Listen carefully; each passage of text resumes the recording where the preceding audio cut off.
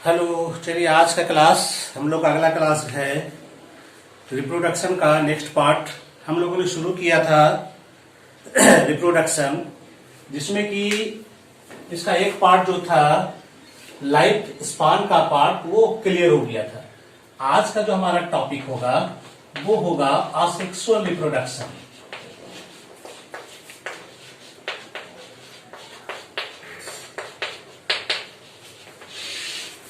ठीक है, कौन सा टॉपिक है आज हमारा?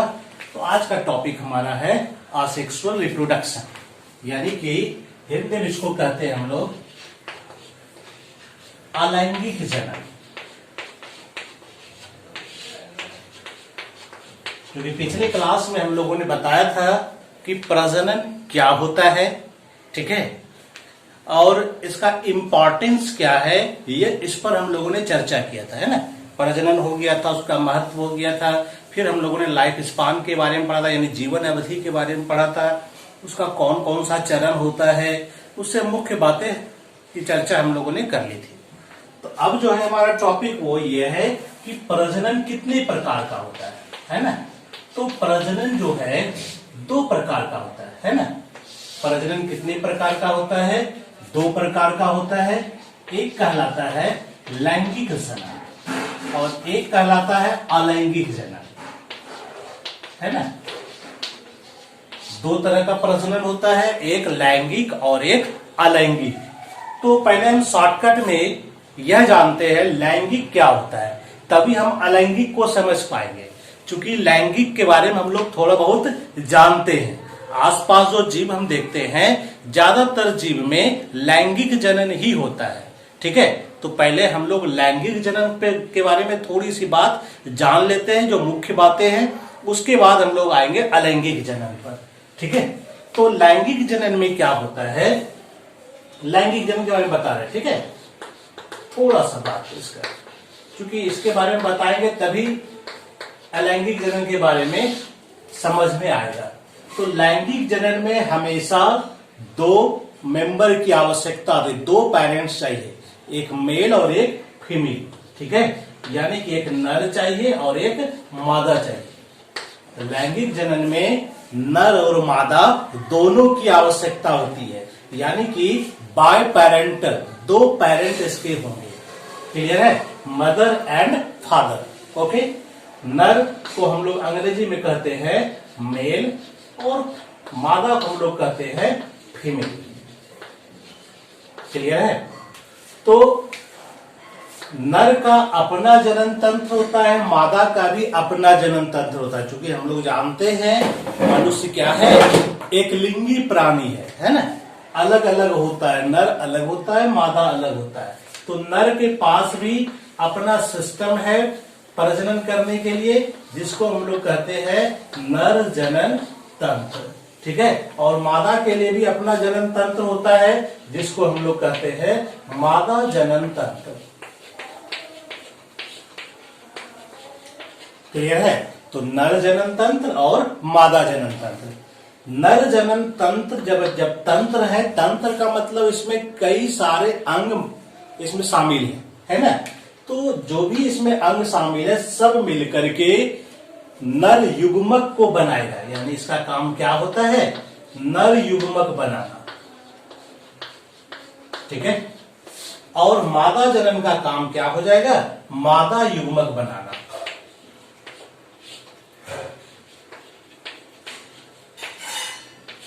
क्लियर है? 2 तरह के युग्मक बन रहे हैं, नर युग्मक, मादा युग्मक। अगर हम मनुष्य की बात करें तो मनुष्य में नर युग्मक को कहा जाता है शुक्राणु, यानी कि स्पर्म, और मादा युग्मक को कहा जाता है अंडाणु, है ना, यानी कि ओभम। पहले भी पढ़े होंगे, पिछले क्लास में भी ये चीज जानते होंगे। इसके बाद क्या होता है, यह दोनों आपस में मिलता है।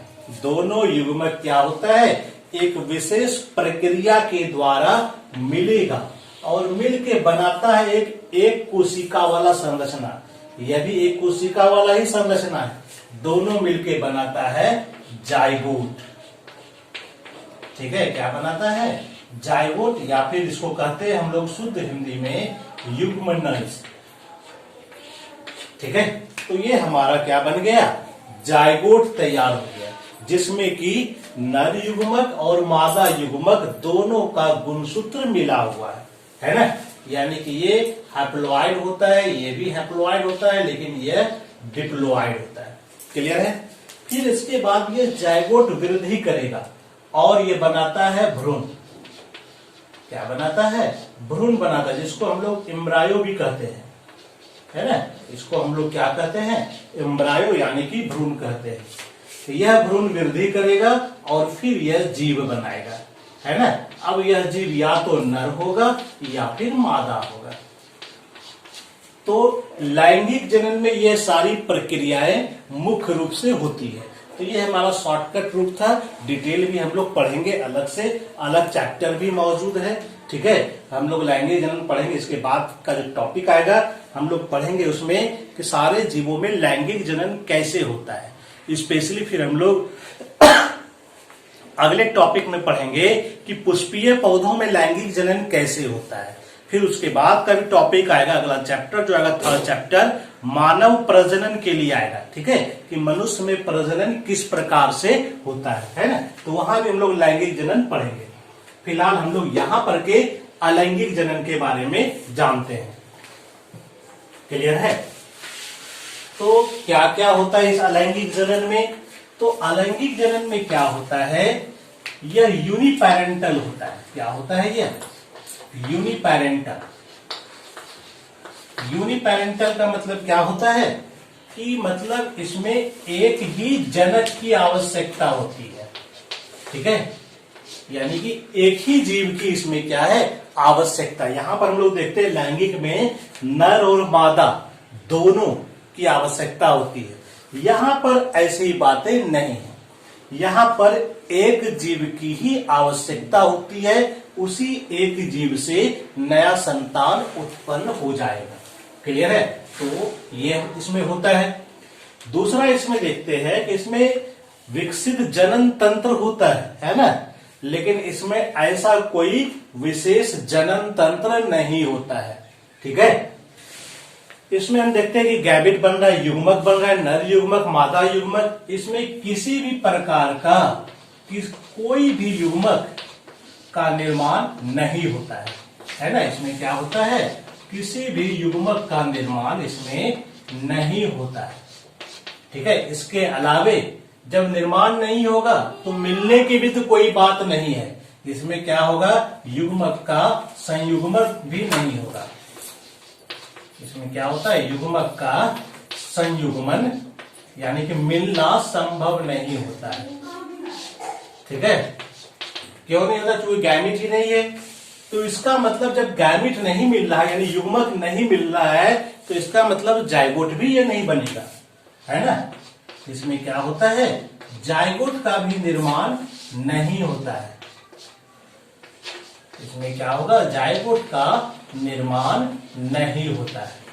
ठीक है, तो इसमें जो जीव उत्पन्न होगा, चूंकि इसमें दोनों का कॉम्बिनेशन है ना, इसका भी गुणसूत्र इसमें आया है और इसका भी गुणसूत्र आया है, तो इससे जो उत्पन्न हो रहा है जीव, इसमें दोनों का गुण रहेगा, दोनों का मिला जुला रूप रहेगा, यानी कि विभिन्नताएं उत्पन्न होती है।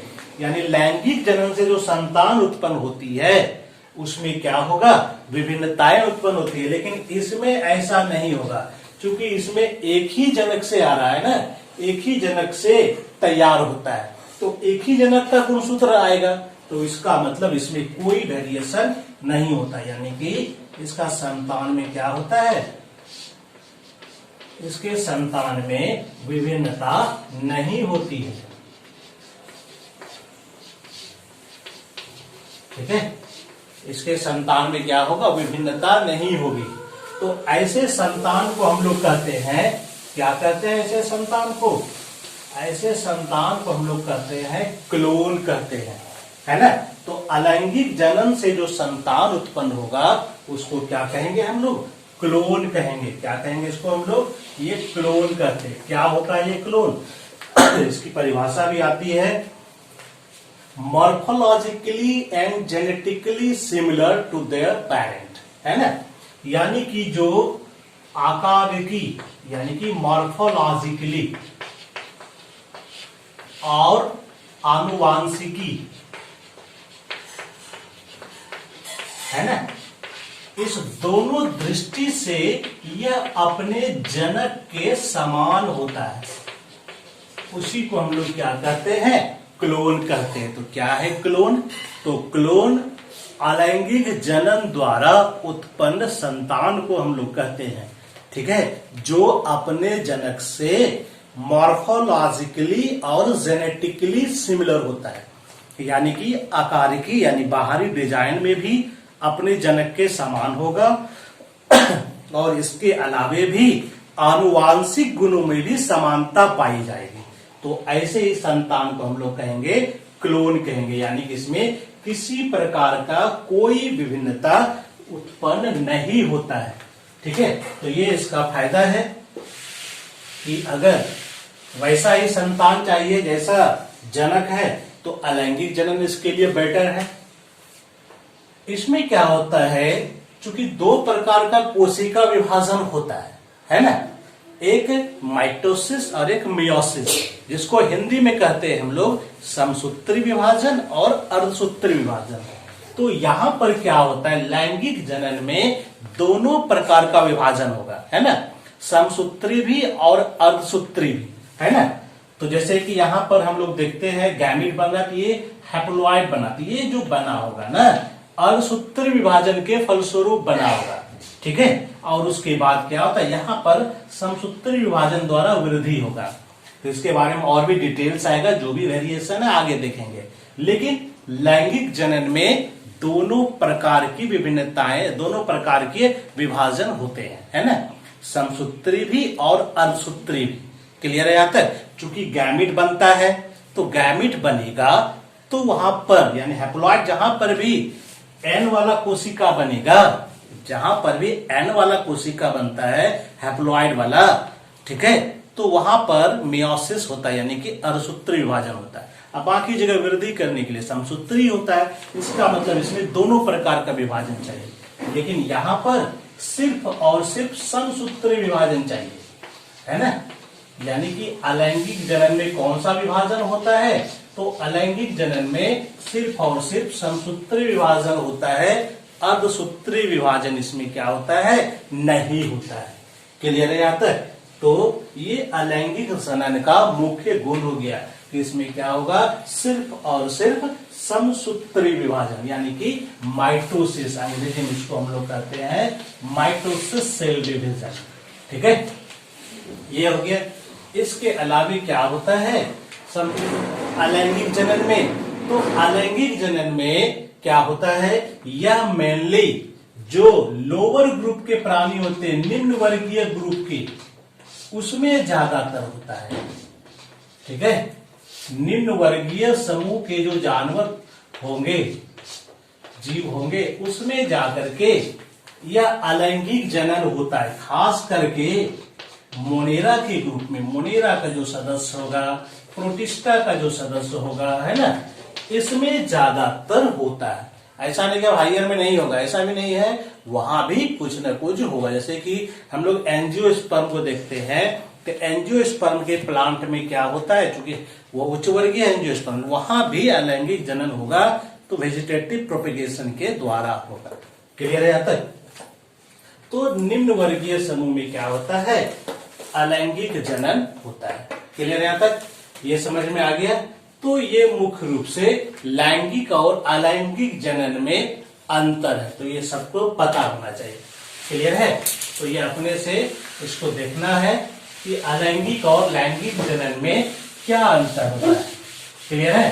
अब हम लोग चर्चा करते हैं कि अलैंगिक जनन के कौन कौन से तरीके हैं। क्लियर है? Mode of asexual reproduction, mode of asexual reproduction, है ना, यानी कि हो गया अलैंगिक जनन की विधि।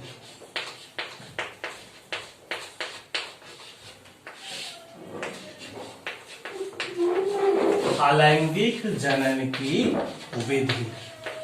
क्लियर है? तो देखते हैं कौन कौन सी ऐसी विधि है जिसमें क्या होता है, अलैंगिक जनन होता है, उसके लिए कौन कौन सा मेथड है ना। तो पहला विधि के बारे में लोग चर्चा करते हैं। पहला विधि है हमारे पास बाइनरी फ्यूजन। जानते भी होंगे, पिछले क्लास में भी ये सब था मौजूद।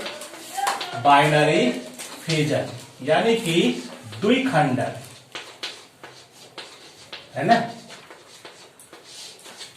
नाम से ही पता चल रहा है कि इसमें क्या होता है, एक मातृ कोशिका विभाजित होकर के दो पुत्री कोशिका का निर्माण करती है। यानी कि अगर ये कोई कोशिका है, ठीक है, अगर इसमें बाइनरी फ्यूजन होगा तो ये क्या होगा, दो कोशिका को तैयार करेगा, है ना। तो ये तैयार हो गया, इसी को हम लोग कहते हैं बाइनरी फ्यूजन। क्लियर है। इसमें क्या होता है, बाइनरी फ्यूजन में जीव दो भागों में बट जाता है। क्लियर है। तो ये कैसे बटता है, तो पहले क्या होता है, इसमें सपोज करते हैं ये अमीबा है, क्या है, क्योंकि इसका एग्जाम्पल अगर हम बात करें, उदाहरण की बात करें, तो अमीबा में बाइनरी फ्यूजन के द्वारा अलैंगिक जनन होता है। पारामीशियम है, इसमें भी अलैंगिक जनन होता है, ठीक है। युगलीना है, इसमें भी अलैंगिक जनन बाइनरी फ्यूजन के द्वारा ही होता है। क्लियर है। तो कैसे होगा, ये मान लेते हैं अमीबा है, तो अमीबा में सबसे पहले क्या होता है, तो इसका जो न्यूक्लियस होता है ना, ये दो भागों में बंटता है। ठीक है, क्या होता है, इसका न्यूक्लियस दो भागों में पहले बंटता है।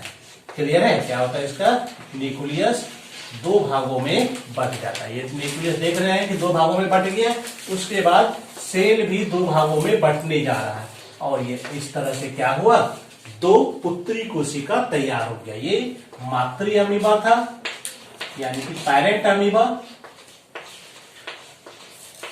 और ये हो गया दो पुत्री अमीबा, डॉटर सेल तैयार हो गया, है ना। ये फिर अपना वृद्धि करके फिर से अपने पेरेंट की तरह बॉडी तैयार कर लेगा।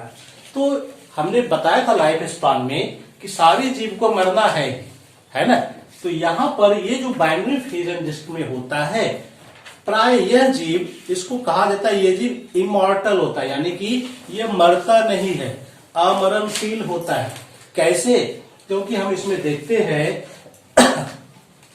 ये जो पेरेंट्स है, क्योंकि इससे जो दो पुत्री कोशिका बना है, इसका पूरा का पूरा भाग इसमें आ गया है। कहीं भी पेरेंट के लिए कोई डेड बॉडी नहीं बचता है, कोई रिमेनिंग पार्ट नहीं बचा जो खत्म होगा, ये सब यहाँ मौजूद है ही। जब ये विभाजन करेगा तो यह भी दो तैयार कर लेगा, तो इसी का सब भाग बट गया, इसी का फिर यहाँ सब भाग बटेगा। तो इसका मतलब क्या है, इसका कोई भी भाग कभी नष्ट नहीं होता है ना। इसीलिए कहा जाता है कि अमीबा जो है, पैरामीशियम, युगलिना, ये सब क्या होता है, इमॉर्टल प्राणी है। ठीक है, यह अमर होता है, यह मरता नहीं है। ठीक है, कारण इसके पीछे यही है। ओके, तो ये हुआ बाइनरी फ्यूजन, यानी जब अनुकूल परिस्थिति रहेगा तो ज्यादातर एक कोशिकीय जीव बाइनरी फ्यूजन के द्वारा ही अलैंगिक जनन करता है। क्लियर है। आगे बढ़ते हैं। ये हुआ पहला method, this is the very very important method. दूसरा मेथड लेके चलते हैं, जिसको हम लोग कहते हैं मल्टीपल फ्यूजन, है ना, मल्टीपल फ्यूजन, यानी कि इसको हम लोग कहते हैं हिंदी में बहुखंडन। अब देखो नाम से ही पता चल रहा है, इसमें क्या होगा, एक जीव होगा और इससे जो तैयार होगा बहुत सारा जीव तैयार हो जाएगा, यानी एक ही सेल से क्या होगा, कई सारे डॉटर सेल तैयार होगा, है ना। ये मान लेते हैं कि पेरेंट सेल है,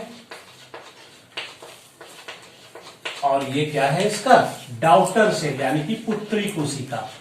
तो यहां पर हम लोग देख सकते हैं एक मातृ कोशिका से कई डॉटर सेल तैयार हो रहे हैं, है ना। क्लियर है। तो किसमें ऐसा होता है, तो ऐसा होता है प्लाज्मोडियम में। किसमें होता है ऐसा, प्लाज्मोडियम में। क्लियर है। जो कि एक प्रकार का मलेरिया परजीवी है। क्या है ये? एक प्रकार का मलेरिया परजीवी है। इसी के कारण मलेरिया होता है। क्लियर है? जब यह हमारे शरीर में प्रवेश करता है तो यह क्या करता है? आरबीसी के अंदर अपनी संख्या को बढ़ाता है। यह क्या करता है? अपने चारों ओर थोड़ा सा एक सिस्ट बना लेता है और इसका न्यूक्लियस क्या होता है?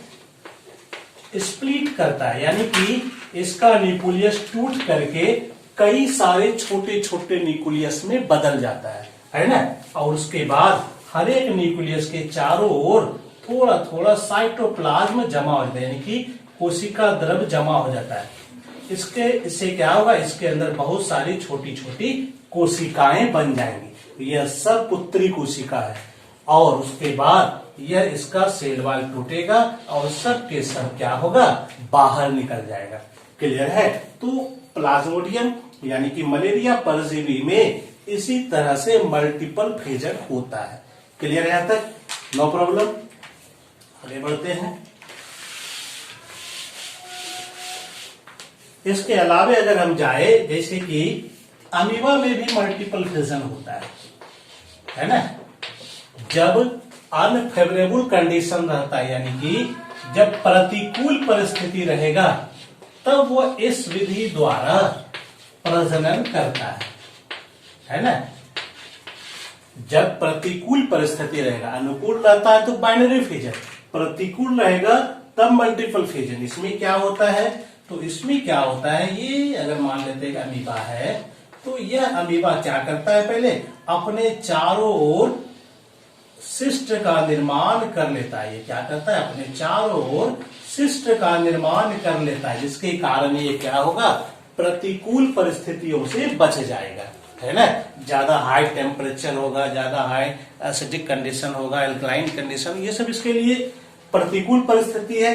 तो ऐसी परिस्थिति में ये अपने चारों ओर क्या करता है? सिस्ट का फॉर्मेशन कर लेता है। क्लियर है? और उसके बाद क्या होगा? इसके बाद इसके अंदर वही सब प्रक्रियाएं होंगी जो वहां हो रहा था। इसका न्यूक्लियस कई भागों में बट जाएगा, ठीक है? और प्रत्येक के चारों ओर थोड़ा थोड़ा कोशिका द्रव्य जमा होकर के बहुत सारा पुत्री कोशिका बनाएगा। क्लियर है? और जब अनुकूल परिस्थिति आएगा तो ये जो सिस्ट था, ये दीवार टूट जाएगी और ये सारा का सारा कोशिका क्या होगा? बाहर निकल जाएगा, है ना? क्लियर है यहां तक? इस स्पोर को हम लोग कह सकते हैं यहां पर स्यूडोपोडियो स्पोर भी कहते हैं। क्या कहते हैं इसको हम लोग? स्यूडोपोडियो स्पोर। क्लियर है यहां तक? अमीबा का ये स्पोर हो गया। ये मल्टीपल फिजन के द्वारा भी अमीबा में अलैंगिक जनन होता है, लेकिन यह कब होता है? जब प्रतिकूल परिस्थिति रहेगा तब होगा, ठीक है? और अनुकूल रहेगा तो बाइनरी फिजन होगा, याद रखना है। ये भी हो गया क्लियर। आगे बढ़ते हैं।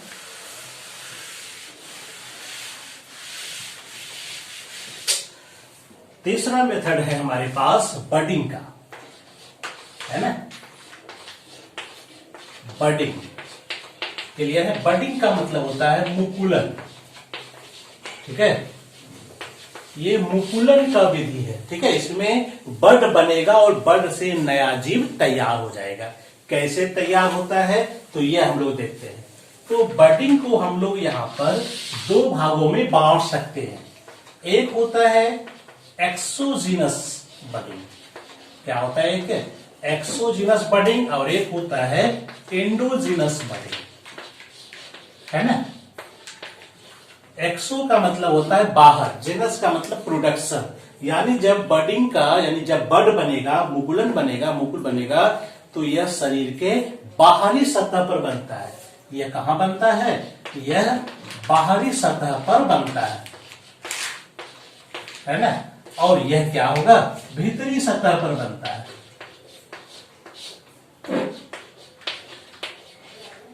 क्लियर है यहां तक? तो बडिंग दो प्रकार का होता है, एक एक्सोजीनस होता है और दूसरा एंडोजीनस होता है। एक्सोजीनस यानी कि बाहरी सतह, एंडोजीनस यानी भीतरी सतह पर बड बनेगा, ठीक है? एक्सोजीनस में हम दो प्रकार के जीवों की चर्चा करेंगे। एक हम लोग करेंगे एक कोशिकीय जीव की चर्चा, ठीक है, और एक चर्चा करेंगे हम लोग बहुकोशिकीय जीव की भी, ठीक है, कि दोनों में किस प्रकार से होता है, जो आपके बुक में शामिल है ना। एक कोशिकीय जीव में उदाहरण लेके हम लोग चलेंगे यीस्ट का, है ना, यह एक प्रकार का फंगस है। इसमें हम लोग लेके चलेंगे हाइड्रा का, क्लियर है। और भीतरी सतह पर जो तैयार होता है बर्ड, उसको हम लोग कहते हैं गैम्यूल कहते हैं। क्या कहते हैं इसको हम लोग? गैम्यूल कहते हैं। और इसका एग्जाम्पल है पॉरीफेरा का मेंबर। तो कैसे होता है सबके बारे में बताता हूं। सबसे पहले हम लोग चर्चा करते हैं इसके बारे में, है ना, जो बाहरी सतह पर तैयार होता है। कैसे होता है ये देखते हैं।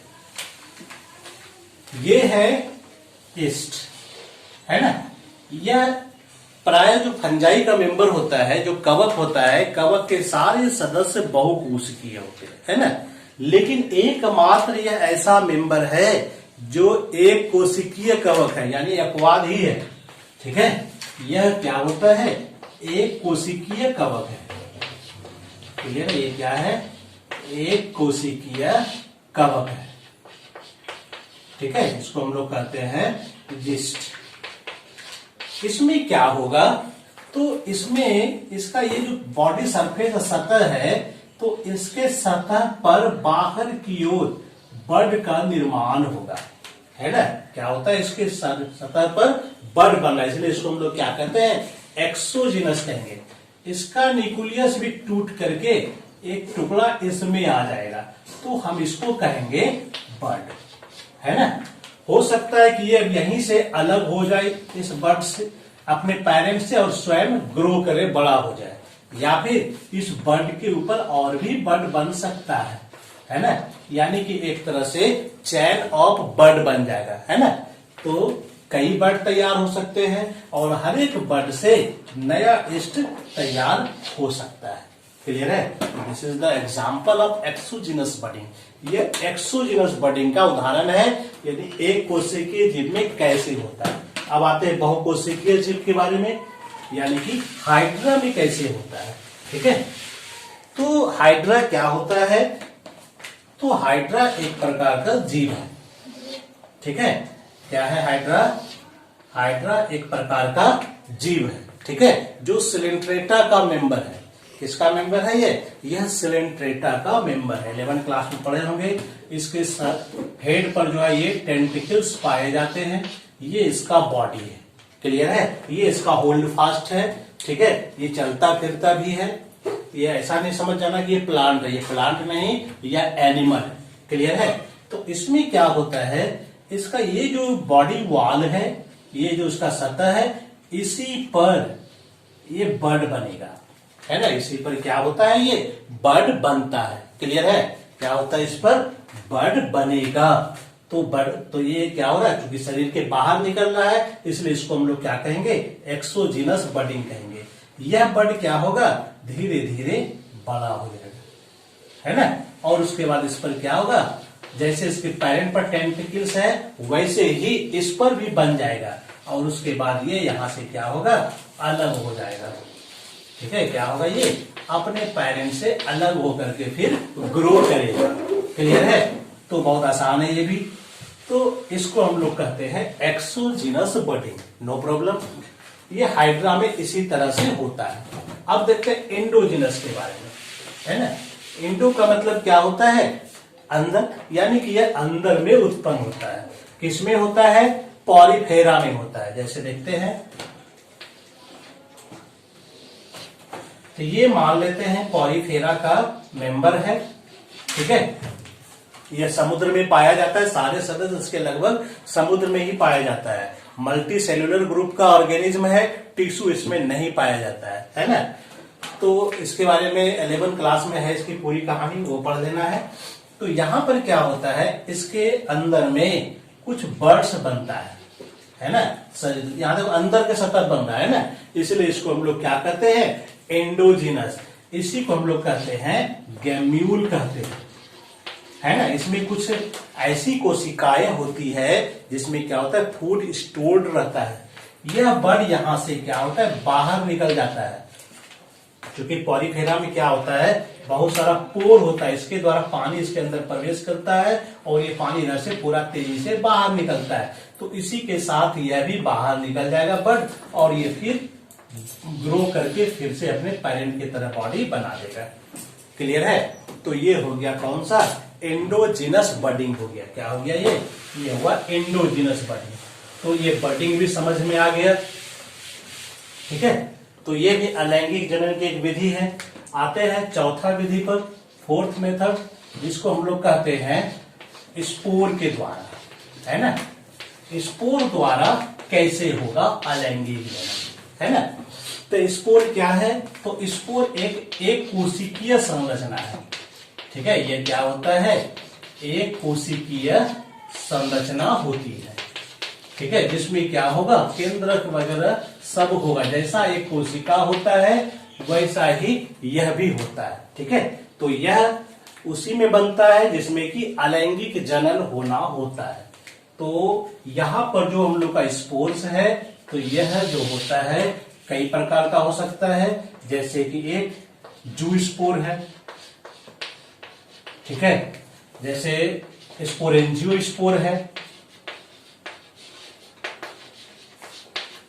ना, जैसे कॉनिडिया है ना। ये सब क्या है, यह सब स्पोर का ही नाम है।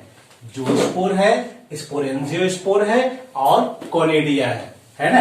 तो जू स्पोर क्या होता है, तो जू का मतलब हुआ मोटाई, एनिमल वाला इसमें गुण है।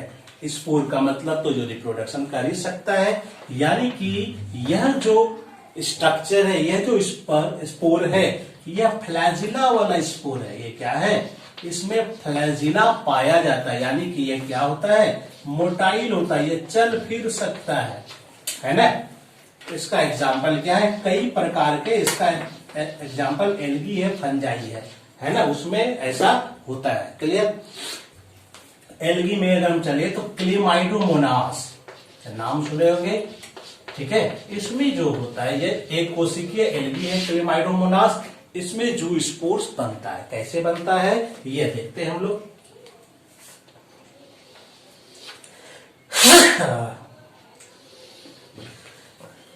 ठीक है, तो ये है क्लेमाइडोमोनास। ठीक है, एक कोशिका का कैसे होगा इसमें अलैंगिक जनन, तो इसमें क्या होता है, तो सबसे पहले इसका सारा फ्लैजिला वगैरह गायब हो जाता है। ये ऑलमोस्टली लगभग राउंड हो जाता है और इसके अंदर का ये जो प्रोटोप्लाज्म है, ठीक है, इस प्रोटोप्लाज्म में डिवीजन होगा और डिवीजन होने के बाद क्या होगा, इसके अंदर 2 से 4 स्ट्रक्चर तैयार होंगे जो लगभग क्या होंगे, अपने पेरेंट्स की तरह बनाता है। ये जू स्पोर्स बन जाता है इसके अंदर। ठीक है, तो इसके अंदर का जो प्रोटोप्लाज्म था वो डिवीजन करके क्या करता है, जू स्पोर बनाएगा और उसके बाद इसका वाल टूटेगा तो सारा जू स्पोर क्या होगा, बाहर निकल जाएगा और ग्रो करके अपने पेरेंट के तरह बॉडी तैयार कर लेगा। क्लियर है? तो इस तरह से जू स्पोर के द्वारा अलैंगिक जनन होता है। क्लियर है? यहां तक ये समझ में आ गया। इसमें सेल वाल वगैरह नहीं होता जू स्पोर में।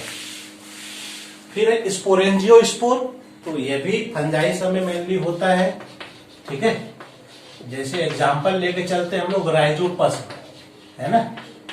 इसमें क्या होता है, कोई ये हाइफा होता है, क्योंकि फंगस का बॉडी हाइफा का बना होता है।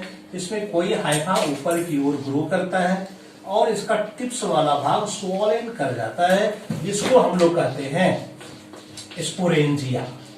क्या कहते हैं इसको हम लोग, स्पोरेंजिया कहते हैं। ठीक है, और जिस हाइफा पर ये तैयार होता है स्पोरेंजिया, उस हाइफा को हम लोग कहते हैं स्पोरेंजियोफोर। क्या कहते हैं इसको हम लोग, स्पोरेंजियोफोर कहते हैं। क्लियर है? क्या कहते हैं इसको हम लोग, स्पोरेंजियोफोर कहते हैं।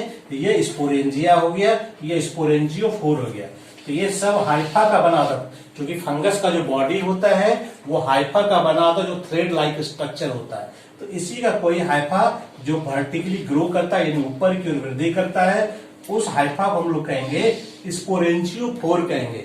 और इसके टिप्स पर क्या होगा, इसके टिप्स पर एक सॉलिड स्ट्रक्चर, फूला हुआ संरचना बनता है जिसको हम लोग कहते हैं स्पोरेंजिया। इस स्पोरेंजिया के अंदर क्या होगा, इसके अंदर जो न्यूक्लियस है वो डिवीजन करके कई सारा न्यूक्लियस बनाएगा और हर एक न्यूक्लियस के चारों ओर थोड़ा थोड़ा साइटोप्लाज्म यानी कोशिका द्रव्य जमा होकर के कई प्रकार के स्पोरेंजियोस्पोर का निर्माण करेगा, है ना। तो इस तरह से इसके अंदर क्या होता है, स्पोरेंजियोस्पोर बन जाता है। क्लियर है। और उसके बाद यह स्पोरेंजियोस्पोर जब बाहर निकलेगा तो यह फिर से हाइफा की तरह ग्रो करके अपने पेरेंट की तरह बॉडी तैयार कर लेगा। तो ये स्पोरेंजियोस्पोर होता है। इसमें फ्लैजिला नहीं होता है ना, ये मूव नहीं कर सकता है। ओके, तो ये जू स्पोर से थोड़ा अलग है। क्लियर है। आते हैं कोनिडिया पर। यह भी एक प्रकार का स्पोर ही है। तो कोनिडिया क्या होता है, यह भी फंगस में तैयार होता है। जैसे इसका मेन एग्जांपल ले चले तो पेनिसिलियम इसका मेन एग्जांपल है, जिसमें क्या होता है, कोनिडिया द्वारा अलैंगिक जनन होता है। जिसमें भी क्या होता है, कोई हाइफा जो होता है ये ग्रो करेगा। ठीक है। तो जो हाइफा ग्रो करेगा इसको हम लोग कहते हैं कॉनिडियोफोर कहेंगे। ठीक है। तो चूंकि जो बनता है उसी के आधार पर इसका नोमेनक्लेचर होता है। तो इसके टिप्स पर क्या होगा, यहां पर बडिंग के द्वारा कई सारे छोटे छोटे कॉनिडिया का निर्माण होगा, है ना। इसका एक चैन तैयार हो जाएगा। ठीक है। यह सब क्या है, सारे के सारे कॉनिडिया है ना, चैन ऑफ कॉनिडिया। तो हर एक कॉनिडिया जब यहां से बाहर निकलेगा तो यह जर्मिनेट करेगा और अपना पेरेंट के तरह बॉडी फिर से तैयार कर लेगा। क्लियर हो गया यहाँ तक। तो ये हो गया स्पोर के द्वारा अलैंगिक जनन। ठीक है। क्या हो गया, ये स्पोर के द्वारा अलैंगिक जनन। इसके अलावे कुछ और भी मेथड है, जैसे कि है फ्रेगमेंटेशन।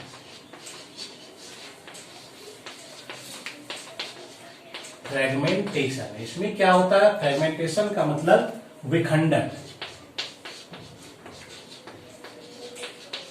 ठीक है। खास करके विखंडन का मतलब हो गया टूट फूट जाना। तो पानी के अंदर क्या होता है, कुछ शैवाल वगैरह रहता है, फिलामेंटस शैवाल, जैसे कि स्पाइरोगायरा है ना, यूलोथ्रिक्स है। तो इस तरह का कुछ शैवाल होता है। ठीक है। फिलामेंटस शैवाल, ये फिलामेंटस है। ठीक है। यानी कि तंतुनुमा है, इसमें तंतु का ये बना होता है, इसलिए इसको कहते हैं फिलामेंटस। पानी में ये पाया जाता है। तो यह सब क्या होता है, तो जल की धारा जो बहती है, तेज धारा, उसके प्रभाव से या फिर पानी में जो जीव पाए जाते हैं, जलीय जीव, ठीक है, उसके आक्रमण से, ठीक है, उसके आक्रमण से क्या होता है, यह टूट जाता है। यह क्या होता है, जैसे अगर ये मान लेते हैं कि ये इसका बॉडी है स्पाइरोगायरा का, तो ये क्या होगा, कई टुकड़ों में तैयार हो जाएगा। ठीक है। और उसके बाद हर एक टुकड़ा जो है पूरा का पूरा वृद्धि कर जाता है। ठीक है। क्या होता है, ये पूरा हर एक टुकड़ा पूरा का पूरा वृद्धि कर करके अपना बॉडी तैयार कर लेगा। तो ये कहलाता है फ्रेगमेंटेशन। तो कई जीवों में फ्रेगमेंटेशन के द्वारा भी अलैंगिक जनन होता है। क्लियर है। तो ये कुछ अलैंगिक जनन का विधि है। क्लियर है। अगली क्लास में हम लोग पढ़ेंगे वेजिटेटिव प्रोपगेशन के बारे में, यानी कि उच्च वर्गीय जो पौधा होता है उसमें अलैंगिक जनन जो होता है वह उसके वर्धी भागों से होता है, यानी जड़, तना, पत्ता, बड, यह सबके द्वारा होता है। ऐसे अलैंगिक जनन को हम लोग कहते हैं वेजिटेटिव प्रोपगेशन कहते हैं, है ना।